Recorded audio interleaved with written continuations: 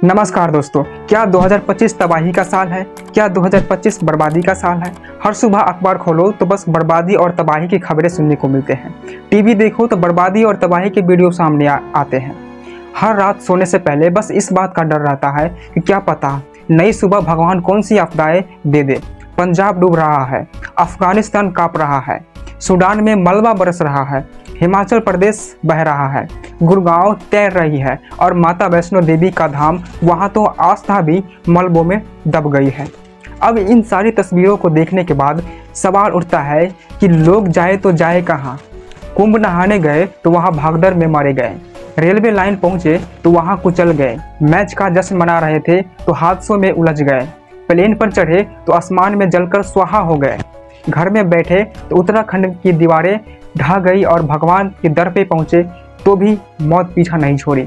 लेकिन 2025 में यह रौद्र रूप क्यों? यह क्रोध क्यों? यह तबाही क्यों? यह सजा क्यों? यह बेरहम क्यों?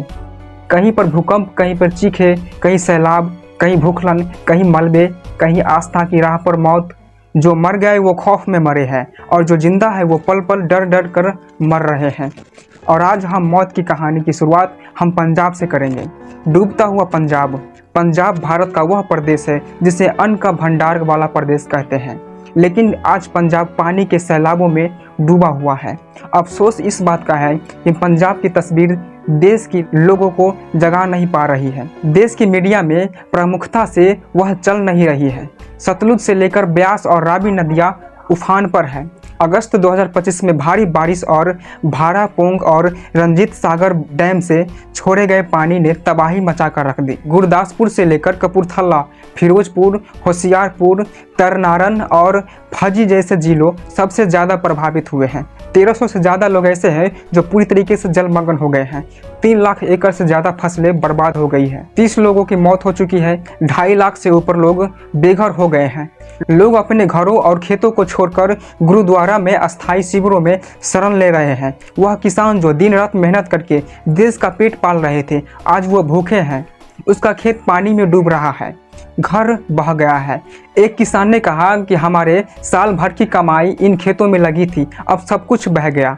अभी सामने मौत दिख रही है, लेकिन जब यह जाएगी तब भी मन में एक सवाल खड़ा होगा कि बच्चे भूखे हैं, उन्हें मेरे पास देने के लिए कुछ भी नहीं है। आज यह सिर्फ पंजाब का दर्द नहीं है, सिर्फ एक किसान का दर्द नहीं है, उन लाखों लोगों का दर्द है जिनका सब कुछ बाढ़ ने छीन लिया है। खराब ड्रेनेज सिस्टम, अतिक्रमण, जलवायु परिवर्तन ने इस आपदा को भयावह बना दिया है। सेना, NDRF ने लोगों को बचाया, लेकिन लाखों लोग ऐसे हैं जो अभी भी पानी में फंसे हैं, भूख ठंड से जूझ रहे हैं। प्रकृति को अब अपना रौद्र रूप दिखाना बंद करना होगा। सरकारों को ध्यान बढ़ाना होगा, मीडिया को दिन रात दिखाना होगा, तब जाकर पंजाब के लोगों की मदद हो पाएगी। लेकिन मदद की गुहार में अफगानिस्तान भी है, क्योंकि अफगानिस्तान में जमीन कांप रही है, उम्मीदें टूट रही है। अफगानिस्तान एक ऐसा देश है जो पहले से ही युद्ध, गरीबी और अस्थिरता से जूझ रहा है, अब प्रकृति की मार भी झेल रहा है। तालिबान के शासन के बाद दुनिया ने अफगानिस्तान से मुंह मोड़ लिया था। दुनिया ने उसको साथ देना, पैसा देना बंद कर दिया था। लेकिन सितंबर 2025 में जो 6 रिएक्टर स्केल पर भूकंप आया, उसने तबाही मचा दी। भूकंप का केंद्र जो है वो 10 किलोमीटर नीचे था, जिसने विनाशकारी शक्ति को और बढ़ाया और हालत यह है हजारों से ज़्यादा लोगों की मौत हो चुकी है। 2500 से ज़्यादा लोग घायल हैं। दुनिया के बाकी देशों में इतनी बड़ी आपदा त्रासदी आए तो दुनिया मदद के लिए सामने आती है। जिस जगह पे भूकंप आया था वह मिट्टी के इलाकों थे, पूरे उलट पुलट हो गए, परिवार के परिवार खत्म हो गए, गांव मलबे में तब्दील हो गया। जलवायु परिवर्तन, अवैध खनन ने पहाड़ों को कमज़ोर बना दिया है, जिससे भूखलन काफ़ी तीव्रता से बढ़ रही है। सवाल यही है कि प्रकृति इतनी बेरहम क्यों? जम्मू कश्मीर के सियासी जिले में वैष्णो देवी मार्ग पर 26 अगस्त को भूखलन हुई और इसने आस्था को मलबे में तब्दील कर दिया। अर्धकुंवारी के पास इंदिरापुरी भोजनालय के पास भारी बारिश के चलते पहाड़ से मलबा पत्थर गिरा। उस समय सैकड़ों श्रद्धालु जय माता आदि करते हुए वैष्णो देवी धाम जा रहे थे, जो आस्था के लिए मां के दर्शन करने आते हैं। मृतकों में उत्तर प्रदेश, राजस्थान, पंजाब, दिल्ली, महाराष्ट्र के कई लोग शामिल थे। जम्मू कश्मीर ने रिकॉर्ड तोड़ बारिश और बादल फटने से जनजीवन को तहस नहस कर दिया। हिमाचल में फिलहाल रेड अलर्ट जारी है। जून से लेकर सितंबर 2025 तक 91 फ्लश फ्लड, 95 बादल फटने की घटनाएं और कई सारे भूस्खलन दर्द शामिल है। मनाली लेह हाईवे में 666 सड़कें बंद हैं। 4000 से ज़्यादा घर नष्ट हो चुके हैं। कुल्लू सबसे ज़्यादा प्रभावित हुई है। अगस्त 1948 के बाद भारत में सबसे ज़्यादा बारिश हुई है। घर, होटल, परिवार, गांव सब बह रहे हैं। लोग बेघर हैं। मौसम विभाग कह रही है कि अभी बारिश होगी। राहत बचाव कार्य चल रहे हैं, लेकिन इलाका पहाड़ी है, इसलिए संसाधन पहुंचाना मुश्किल है। हालांकि पहाड़ी इलाकों ही नहीं बल्कि शहर भी डूब रहे हैं।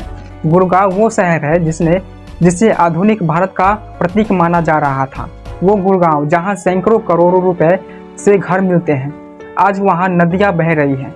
यमुना, हिंडन नदियों में जल स्तर बढ़ने से गुड़गांव पानी पानी हो गया है। चारों तरफ गुड़गांव में तबाही के निशान हैं। आधुनिक भारत का प्रतीक था, आज अपनी दुर्दशा पर रो रहा है। सच कहे तो 2025 एक ऐसा साल उभर कर आया है जिसका इतिहास शायद तबाही का साल कह के याद किया जाएगा। यह साल न केवल प्रकृति आपदाओं का गवाह बना बल्कि मानवता के लिए कठोर सबक बन गया है। पंजाब की बाढ़, अफगानिस्तान की भूकंप, सूडान का भूस्खलन, हिमाचल का सैलाब, गुड़गांव का डूबना, माता वैष्णो देवी की आस्था पर मलबे का प्रहार, यह सभी घटनाएं एक के एक बाद मानव प्रकृति के क्रोधित होने का संकेत दे रही है। हर घटना ने न सिर्फ जिंदगियां छीनी बल्कि लाखों लोगों का उम्मीद से अपने विश्वास को भी मलबे में तब्दील कर दिया। ये आपदाएं केवल संयोग नहीं है, इसके लिए हम भी जिम्मेदार हैं। वो जलवायु परिवर्तन, जंगल की कटाई, अवैध खनन, अनियोजित शहरीकरण, बेतहाशा विकास के नाम पर जिसके खेत अब पानी का कब्र बन गए हैं। अफगानिस्तानों में गरीब जो युद्ध के बाद प्रकृति के मार से टूटा है। सूडान में ग्रामीण जिसके गांव में सिर्फ एक व्यक्ति जिंदा बचा। वैष्णो देवी का श्रद्धालु जो मां के दर्शन करने की उम्मीद से मलबे में दब गया। यह सारी कहानियां सिर्फ एक सत्य तरफ इशारा करती है कि प्रकृति का आज बर्दाश्त नहीं कर रही है। प्रकृति का अपना कहर बरपा रही है। 2025 ने हमें सिखाया है कि लापरवाही कितनी भारी पड़ सकती है, और यह साल हमें बता रहा है कि सुधर जाओ इंसान, वरना प्रकृति अपने पर आई तो सब कुछ बर्बाद कर देगी। लालच छोड़ दो, पर्यावरण को बचा लो, प्रकृति का साथ दो। प्राकृतिक हम भी आपसे कहेंगे कि अब बस कर दो, सुधरने का मौका दो, हमें जीने का मौका दो। 2025 को और सजा मत दो। अब बहुत हुआ, अब इस डर में जिया नहीं जाता। कब खत्म होगी 2025 की यह तबाही? यह सवाल हर सुबह हर रात परेशान करता है हमें, हमारे अपनों को लेकर। हर रोज, हर रात, हर दोपहर 2025 को लेकर आप क्या सोचते हैं? कमेंट सेक्शन में बताएं और अपनी राय जरूर लिखें। धन्यवाद। और चैनल पर नए आए हैं तो सब्सक्राइब जरूर कर लीजिए। मिलते हैं नेक्स्ट वीडियो में।